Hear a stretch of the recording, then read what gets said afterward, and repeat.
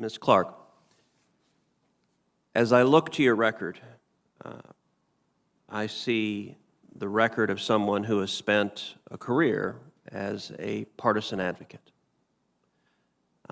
Last year, you wrote an op-ed in Newsweek entitled, "I Prosecuted Police Killings, Defund the Police, but Be Strategic." Do you still believe it is a good idea to defund the police? Thank you, Senator, for that question. I do not support defunding the police. The impetus for writing that op-ed was to make clear that I do not support defunding the police, and I spend considerable time talking about the need to channel resources to places such as mental health treatment to alleviate some of the burdens that we place on the doorstep of law enforcement, some of the issues we ask them to wrestle with that are outside their core competency. But Ms. Clarke, let me, and we have limited time, so let me, you say you don't support defunding the police. You just said it twice. The title of your article was Defund the Police, but let's not just look to the title. Your article begins by saying that the national protests we saw last year, quote, opened up space for transformative policy discussions. You then continue to write, into that space, and this is a quote, into that space has surged a unifying call from the Black Lives Matter movement, defund the police. Do you really believe defund the police is a unifying call? I don't support defund the police. I'm reading from your article. Do you disagree with your article? Amidst the demonstrations and protests, I wanted to provide a different perspective. I don't support taking away resources from police and putting communities in harm's way.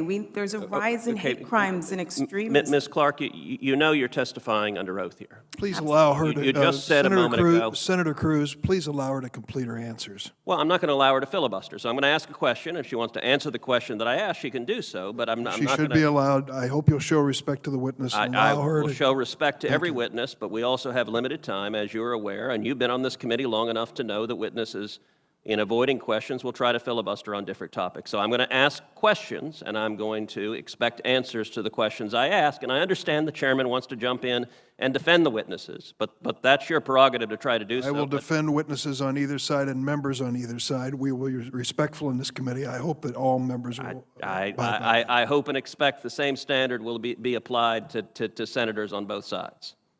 Now, let's return to, you just said you don't support cutting funds from police.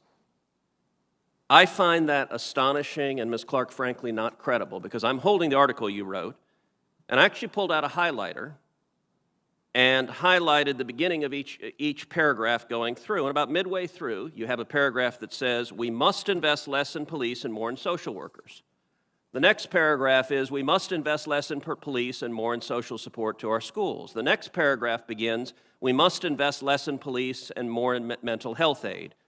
3 paragraphs in your article, you begin with the words, we must invest less in police, and you just told this committee under oath you don't support investing less in police. How do you square those? If I may, Senator, I support the fact that President Biden is committing $300 million new dollars for the COPS program, $300 million new dollars for resources to the police. I wrote that op-ed without having the power of the purse string behind me, and talked about how we can allocate a limited pool of resources in a more effective way. So do you believe you were wrong last year when you called for defunding the police and investing less in the police? It's a poor title chosen by the editor. It's not just the title, it's your text. We must invest less in police. 3 paragraphs you begin with those words. You wrote those words.